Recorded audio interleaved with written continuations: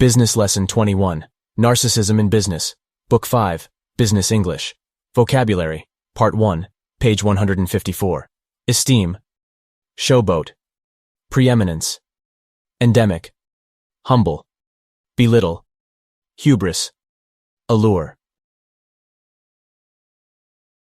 Article Part 2, page 155. It's Not All About You, Narcissism and the Workplace, A3. The Greek myth tells of a hunter called Narcissus, who saw his own image reflected in a pool of water and fell in love.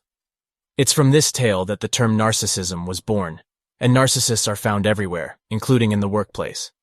Psychological research has shown that there is a high correlation between narcissism and high-risk, high-return strategies.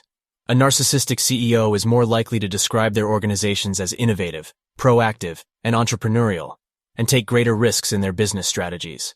Firstly, narcissistic CEOs thrive on being the center of attention, commanding respect and esteem. Therefore, they are more likely to implement approaches that put their personal control in the spotlight, allowing them to showboat. To add to this, narcissists are more likely to have convinced themselves of their preeminence, creating overconfidence in the results of their plans being successful. Lastly, their self-interest means they are much more focused on their own gains than those of their employees or stakeholders. B6. With these characteristics steering management at the most senior level, a culture of individualism is promoted throughout the company which lowers collaborative approaches and discourages personal integrity. Research shows that risky and rash decision-making stands a greater chance of becoming endemic in the workplace, reducing the ability of the company to endure. Managerial fraud and tax avoidance, which has caused some companies such as Enron to collapse entirely, are also more possible. Yet the perks for CEOs, such as incredibly high salaries and stock options, are major draws for narcissistic personalities. Yet given the obvious drawbacks to their characters, it's worth asking, how do narcissists arrive at positions of power in the first place? C. 1. Narcissistic personalities, by their nature, tend towards self-promotion. While not a likable quality, it often gets them noticed by management over their humbler colleagues, even when their actual achievements don't measure up.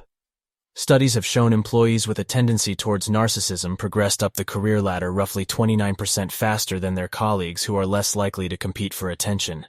This was true regardless of whether the business was a family business or not. The family bond, it seems, is not strong enough for narcissists to put family, rather than their own interests, first. There's also a connection between narcissistic tendencies and gender. Males display a far higher level of narcissism than females. The underlying sexism in workplaces around the world, even if it is not overt, means that ambition is often rewarded in men more than women. Yet when it comes to CEOs, due to the smaller percentage of females compared to males, there's not enough data to come to firm conclusions. Yet this factor in itself says something of note. D. 4. To their credit, narcissists can often be incredibly charming and, superficially at least, often make good leaders. The flip side, however, is that members of their team who flatter them tend to get their attention more, often leading to employees competing for their favor. Their lack of compassion can result in them being hurtful or disregarding the needs of others. Belittling colleagues and undermining their work are both tactics they are willing to employ, as well as piggybacking on the achievement of others to boost their own profile.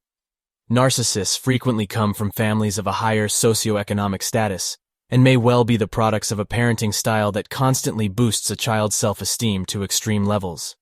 You don't have to look hard in public life to find examples of people who display these traits. Donald Trump, Madonna, and Kanye West have all been noted for their tendency towards narcissism. Yet it is those characteristics and their hubris that have undoubtedly sown the seeds of their success, as well as created difficulties for them. Their allure is unquestionable, but do you want to be working alongside them? Study Skills, Part 1, page 158. Narcissistic Characteristics. To fully understand and identify a narcissistic employee, you must be able to recognize these 8 associated characteristics. Provide advice for each narcissistic employee below. 1. An exaggerated sense of one's own abilities and achievements. The team has eliminated Accountant Jim. He always takes over projects that he has no training or skill in and ends up getting the company in trouble with the IRS. 2. A constant need for attention, affirmation, and praise. The team discovered Administrator Laura constantly complained to her boss that she is never recognized for her hard work. Her co-workers give much more effort during the workday and are tired of hearing her whining. She is hurting the department's morale. 3. A belief that he or she is unique or special and should only associate with other people of the same status. Special counsel. Randy will not have lunch with any other employees in the company and has bought an expensive desk with corporate money to show the rest of the company his worth. Since he's not a team player, the team quickly tired of his escapades and packed him up as well. 4. Persistent fantasies about attaining success and power. Marketing manager. Jill is never satisfied with her position or salary. She harps on and on and on about how she should be the CEO of the company. She wastes much of her day fantasizing about moving into the corner office. This was an easy target for the team. 5. Exploiting other people for personal gain. Finance manager Rick always takes credit for his subordinates' accomplishments. He goes golfing while they work extra hours, so he looks good to his boss. 6. A sense of entitlement and expectation of special treatment. The team quickly identified the vice president of operations, Carla, as a narcissist. She's been trying to force the board of directors to set up her office with a personal spa. She feels that she alone deserves special treatment and wants extras that other managers and vice presidents do not request. She was eliminated by the team as well. 7. A preoccupation with power or success. Recent hire. Amanda spends all her time planning how to get ahead and take over the advertising department. She purposely sabotages co-workers' projects to make herself look better. Amanda feels that anything is allowable if it brings her a promotion. The team promoted her directly to the unemployment line today. 8.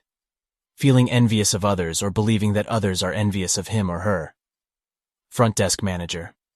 Stan is jealous of his co-workers. He spends most of his time being negative or insulting employees. Even customers have been on the biting end of his sarcastic tongue. He was replaced by the team with an employee who showed politeness and friendliness to all workers.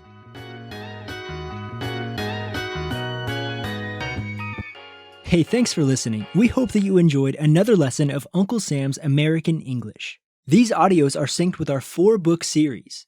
Contact one of our professors or join our online course by visiting our Facebook page, Uncle Sam's International.